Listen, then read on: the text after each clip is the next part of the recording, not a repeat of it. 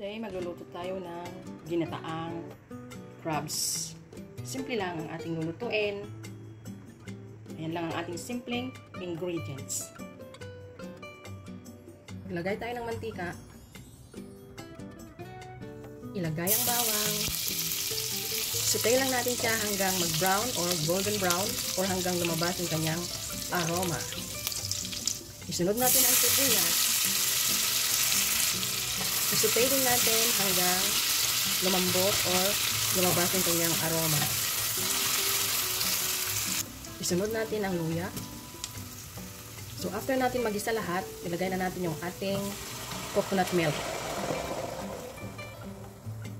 Then, haluin natin. Tapos, takpan. At kapag kumulo na, maglagay tayo ng paminta or black pepper. Salt to taste. At seasoning powder. Haluin ulit. Then, ilagay na natin yung ating crabs. Nakatakpan. So, ayan, tikman natin yung kanyang lasa. So, dito, luto na kasi yung ating crabs. So, kailangan na natin ilagay yung ating sitaw.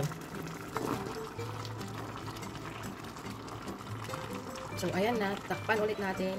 At hintay na natin.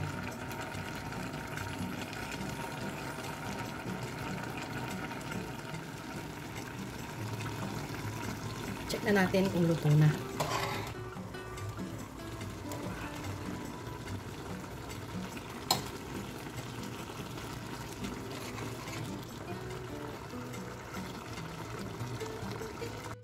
So, ayan, luto ng ating ginataang crabs with sitaw.